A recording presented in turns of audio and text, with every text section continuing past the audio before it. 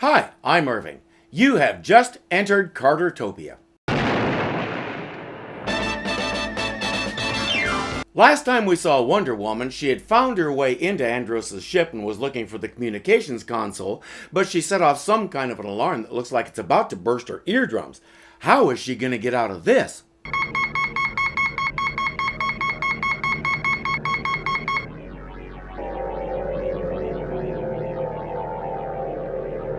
That was a lot easier than I expected. But now there's an invisible wall in front of her and she can't figure out how to get around it.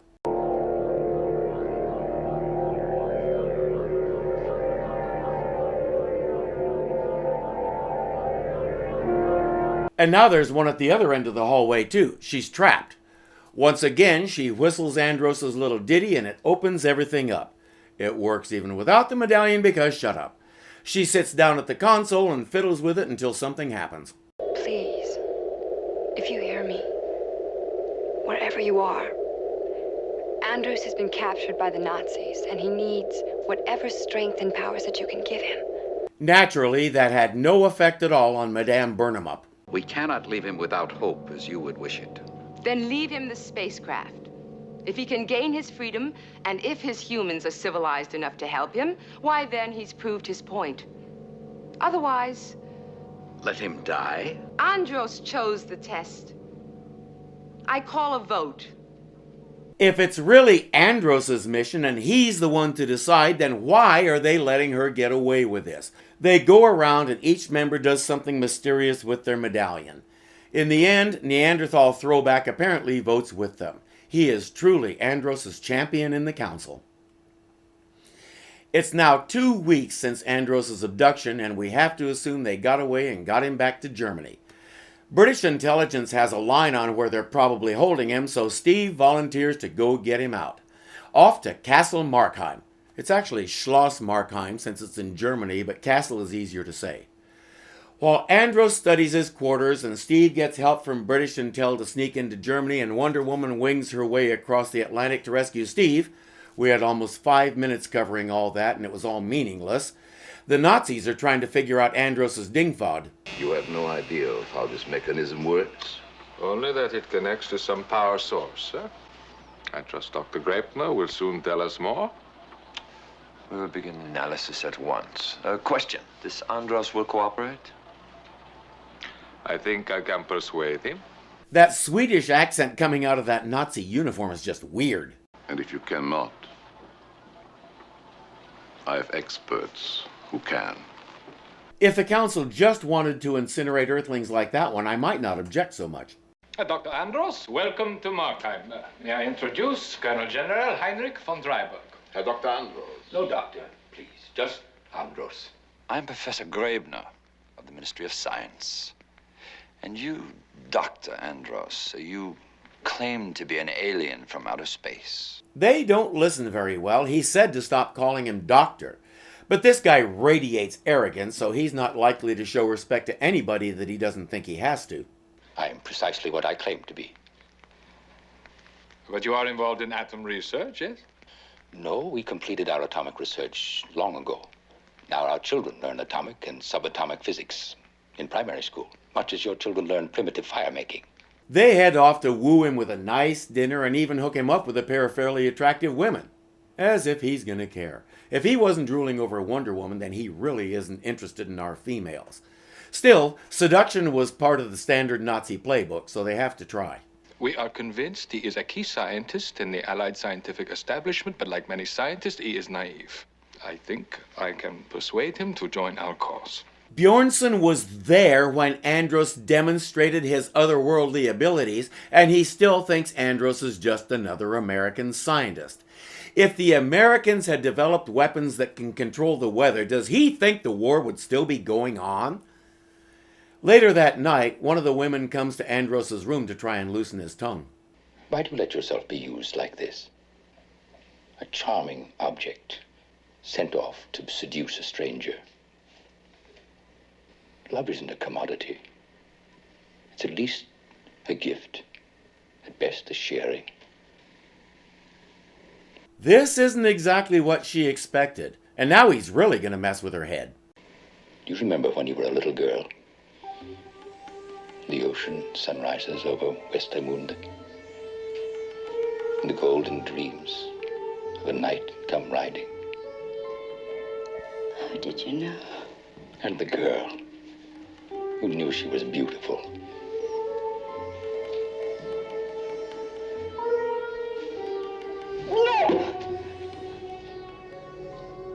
Touching. Time for another acid trip. I see you've decided to communicate with me again. You do have faith in these primitives, Andros. It is a quality the Council needs. He says I'm exercising my privilege, canceling the judgment survey, and bringing you home. And this planet, Earth? Destroyed, of course. Then no. Hair Guy tries to persuade him and says, well, if they kill you, then we've lost you and the planet is destroyed anyway. So decide. The next morning, everyone is milling around at breakfast when there's a small interruption.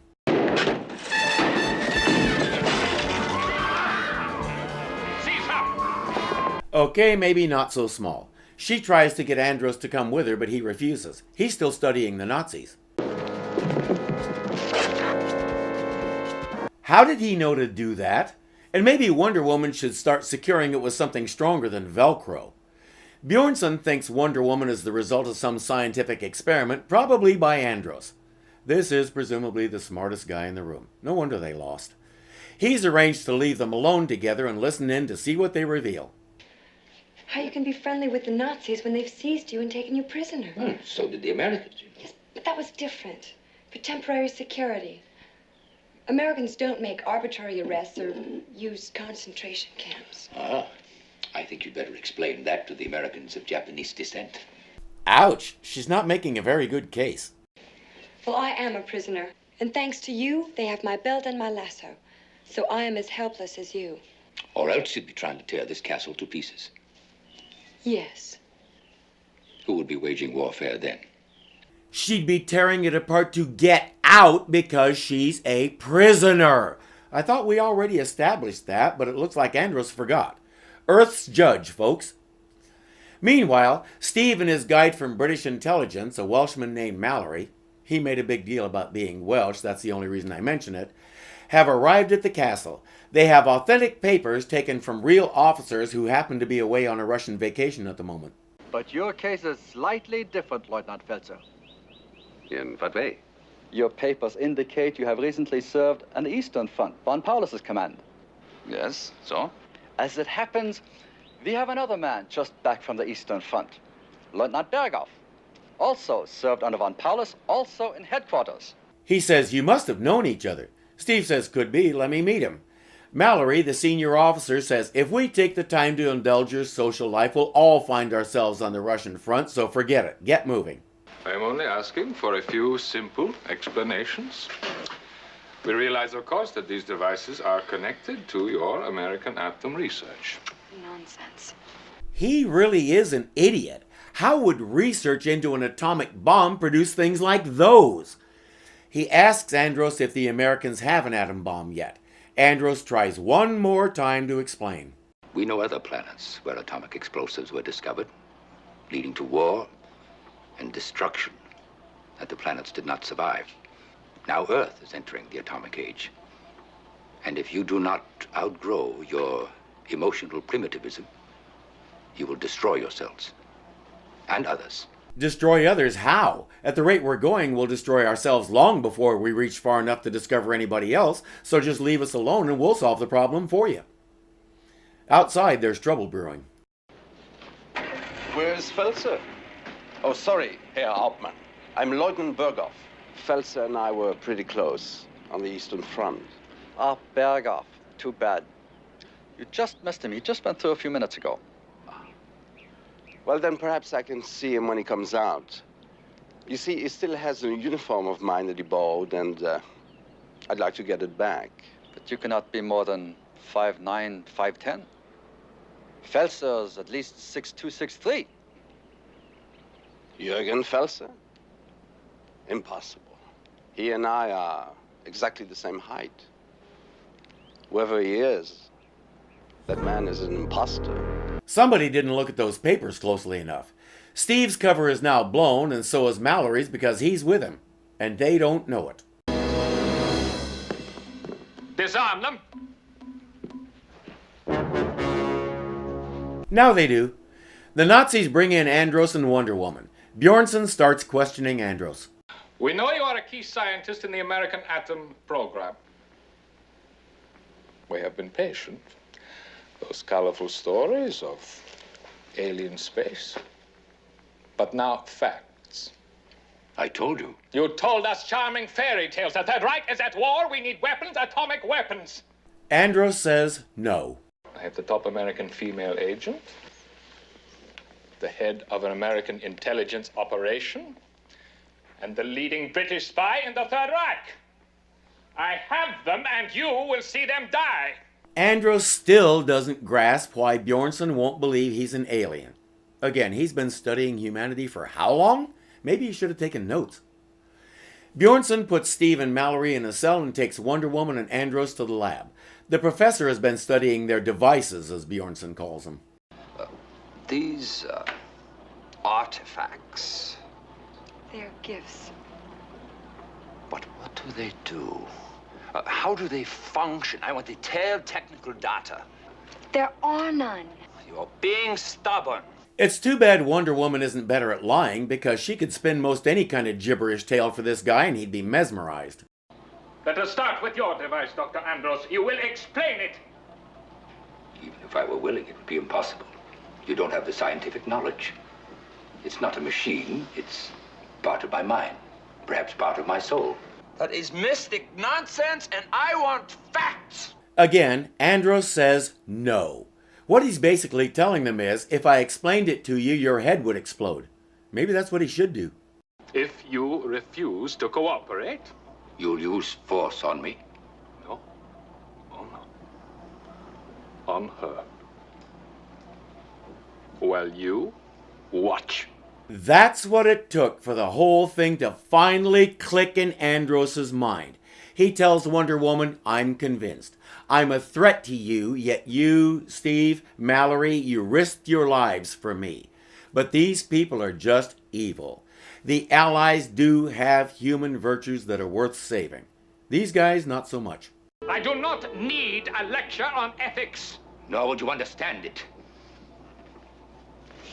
You spoke to me of your cultural inheritance. Your inheritance is in a direct line with Genghis Khan, Attila. You celebrate the darkness in the human soul. Start on her. Gurel. The space cavalry rides in to save the day. Andros and the council stand there and stare at each other for an absurdly long time, and finally Wonder Woman decides to do something.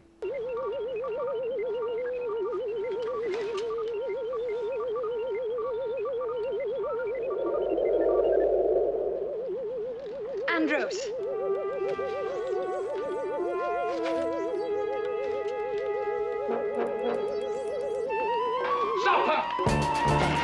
Andros spends way too much time staring as if he can't figure out what he's looking at. We get an extended chase through the depths of the castle, and when the Nazis come to the cell Steve and Mallory are in looking for Wonder Woman, the two make their escape. However brief. But it's not over yet.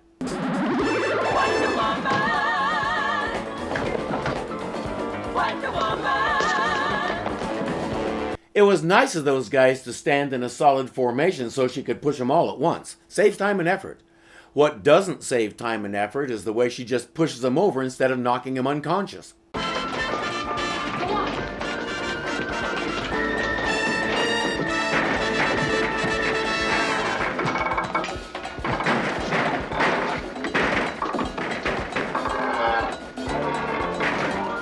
I see a definite design flaw in this place. No. She's here to help us. How do you know you can trust her? Andros knows. Yes. I don't care what happens to the rest of you, but I won't see him killed. This way. That was unexpected. She takes them to a secret exit, but the Nazis catch up before they can open the door. Andros begs the council to give him back his powers because Wonder Woman is the hope of the human race and he needs to save her. And of course,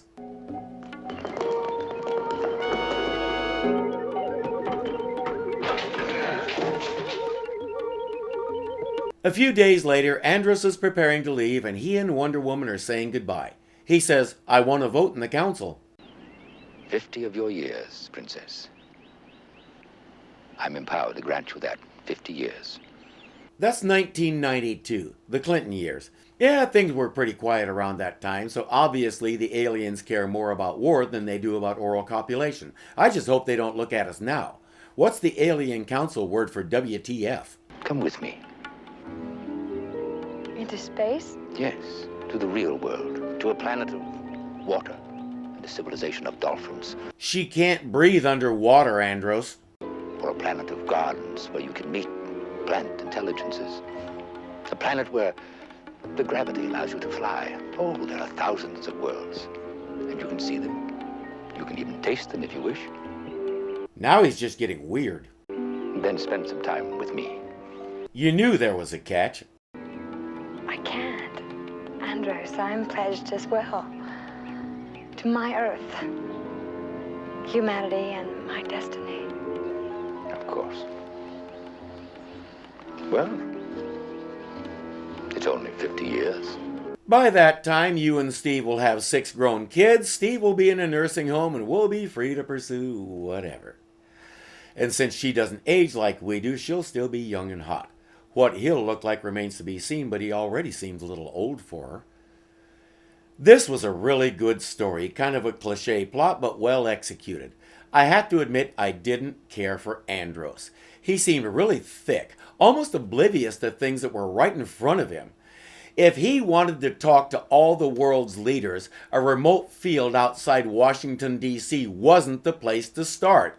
If he was paying attention, he would have landed in Geneva and gone straight to the headquarters of the League of Nations. If you don't know what that is, it was the same kind of body. It was the predecessor to the United Nations. It had the same purpose to help mitigate conflicts between nations and hopefully prevent wars. That was the place to go to talk to world leaders. You go to Washington, you get to maybe talk to one leader. Go to Geneva, you can probably talk to many. Andros wasn't too bright.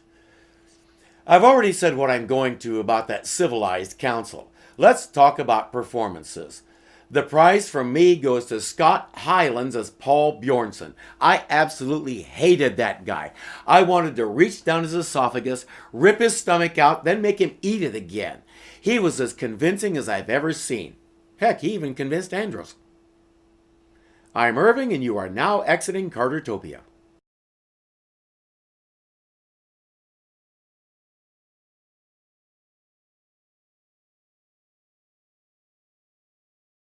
But she set off some kind of alarm that looks like it's about to burst her eardrums. How is she going to get out of this? Had about as much personality as a stump.